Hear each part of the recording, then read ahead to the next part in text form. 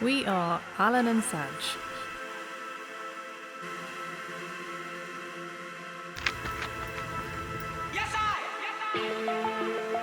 Wander with us as we head off grid in our converted van to explore the world.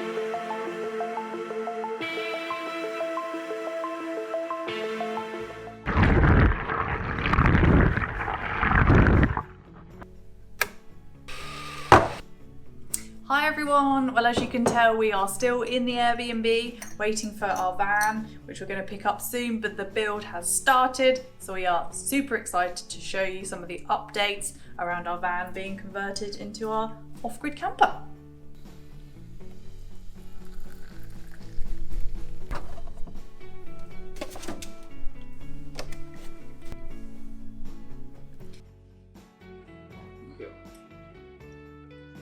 Hey guys, so as Sadge was saying, the van build has now started, which is just amazing. It feels like it's been forever getting here. We're not doing it ourselves. No. We don't have the space, I don't have the skill set, I don't have the tools.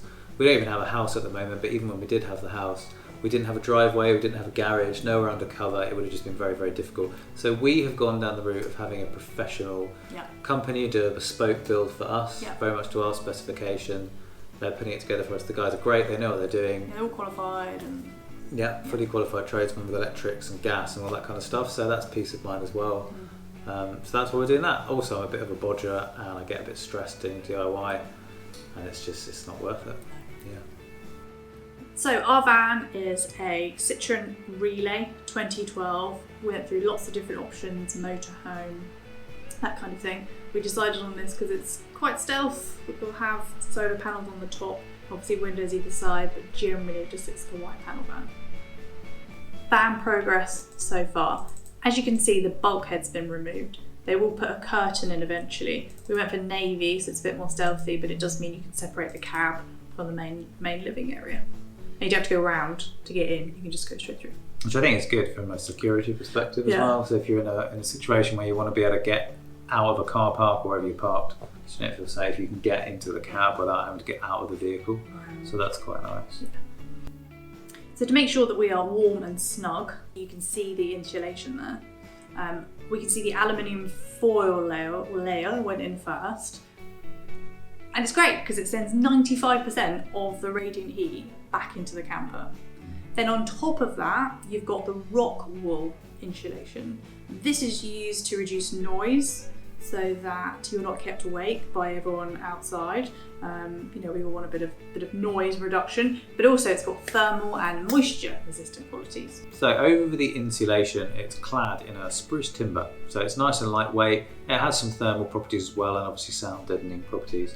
And it just feels quite nice and homely. It's quite Scandi and sort of comforting and sort of, a nice relaxing vibe. So I feel like I'm living in a log cabin. Yeah, or a sauna. Or a sauna.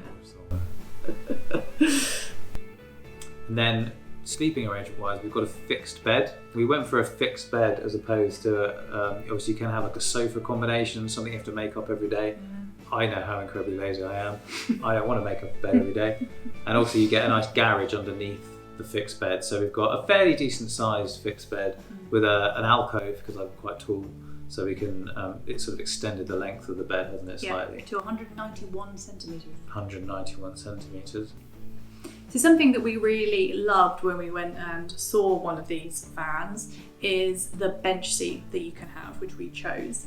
It's lovely because it's opposite the sliding door and the window, so we can sit and work and eat and look out into the view. Yeah, pretty good. Yeah. It's got a cushion on it, so it's soft and springy, and then as you can see, it's got the side part, so you can sort of relax long ways as well. And it's full of storage. Yeah. Which is key. So we decided on 2 windows either side of the van, and they're both tinted, aren't they? So we can see out and people can't see in. Yeah. Yeah. Do they both slide? No. No, just one slides.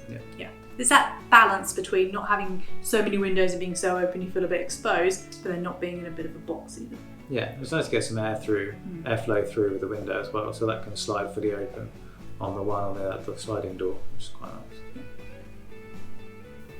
So with regards to airflow, as we were saying before with condensation, you really want to get as much air flowing through the vehicle as possible. That will really help with condensation. So to do that, we've got 2 fans. We've got one above the bed and we've got one above the kitchen. The one above the kitchen is a bit more premium. It's a max air fan.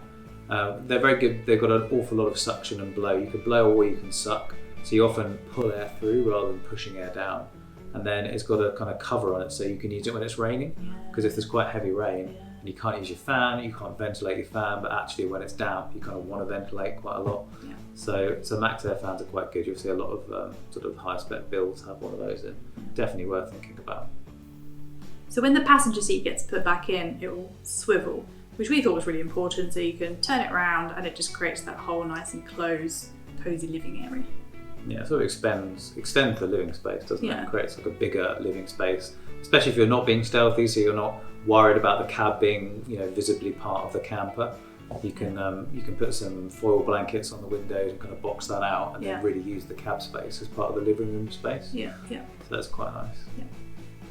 So kitchen-wise, you can just see some of the units going in now. So there's a couple of units behind, and then there's the main sort of kitchen area is on the side with a sliding door, the near side. So you've got a sink and a double hob, and that's built within a folding out unit. So the unit opens up and becomes like a splashback, and then when it's collapsed down, it all folds flat, and you've got like more worktop space. We've got a water filter too, which we'll show you, which will be quite useful because it will sterilise water as it comes through the tap, which is quite a nice one. But it's kind of early days for the kitchen yet, so we'll show you that going forward.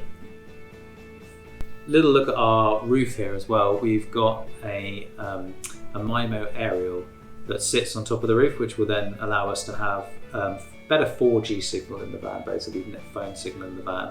So it will generate a Wi-Fi network within the van using an air card from Netgear. So that should be quite good as well. As long as it's not so high, it stops us from getting in anywhere. Yeah, it does add to the height of the van slightly, so that's the only kind of drawback with that design, I think, but we'll see, it should be good. That's us done, guys. Just a small update on our van build this week, but we'll be back next week with some more information. It should be pretty much done by next week. If it wasn't for Christmas and New Year and that whole pesky business, we would be living in the van right now. Subscribe and follow if you can. It really supports the channel. Obviously, we're just starting out, so we plan to document everything we're doing, traveling the world and having a great time. So thanks ever so much.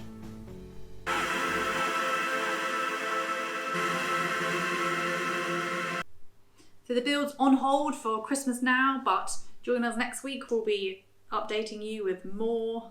Should we just do yours?